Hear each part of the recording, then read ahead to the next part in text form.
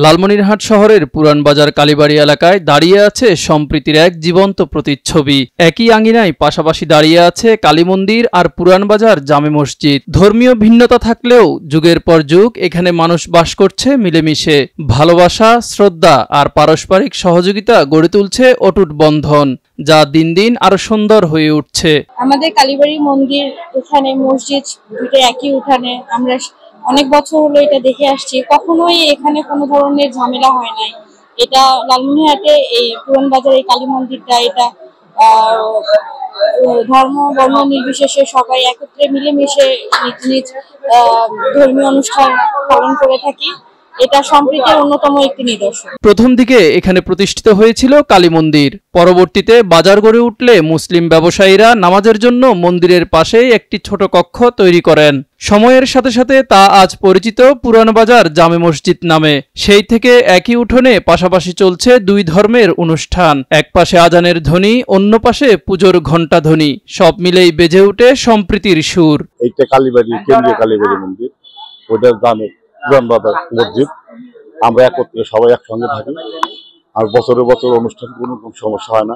বিশেষ করে শারদীয় দুর্গোৎসবে এই সম্প্রীতির চিত্র সবচেয়ে বেশি চোখে পড়ে। মন্দিরে যখন ভক্তের ঢল নামে, আজানের ধ্বনি উঠলেই মন্দিরে মাইক ও ঢোল স্তব্ধ হয়ে যায়। নামাজ শেষে আবারও প্রাণ ফিরে পায় পুজোর আনুষ্ঠানিকতা।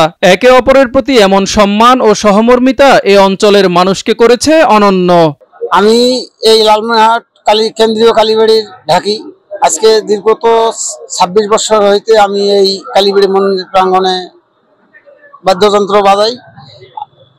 তা আমরা এই একই মাঠে দুইটা প্রতিষ্ঠান, আমরা খুব শান্তি শৃঙ্খলাভাবে চলতেছি। এতে আমাদের কোনো বহিরাগত বাধা বিঘ্ন এবং কারোর মধ্যে বিশৃঙ্খলা আমাদের নাই। আমরা খুব শান্তি মতো পূজা করি, ওরা ওদের মতো নামাজ আল্লাহর কাছে আদায় করে। প্রতিটি বড় আয়োজনের আগে দুই পক্ষই বসে সিদ্ধান্ত নেয়। পূজা অর্চনা হোক বা ওয়াজ মাহফিল, সবকিছুই সম্পন্ন হয় পারস্পরিক সহযোগিতা আর বোঝাপড়ার ভিত্তিতে। দীর্ঘ বছরেও এখানে কোনো অপ্রীতিকর ঘটনার রেকর্ড নেই। আমরা ছোটকাল থেকে দেখে আসতেছি লালমনিরহাট কালীবাড়ি মন্দির অনেক পুরানা এবং বহু যুগ থেকেই মসজিদ মন্দিরের পাশে পূজা করে আসতেছে। আমাদের কোনো সমস্যা হচ্ছে না এবং খুবই ভালোভাবে হয়, এবং দেশবাসীর কাছে আমরা প্রত্যাশা করি যে এখানে এইভাবে আমরা বজায় থাকতে পারি, হিন্দু মুসলমান সবাই মিলে।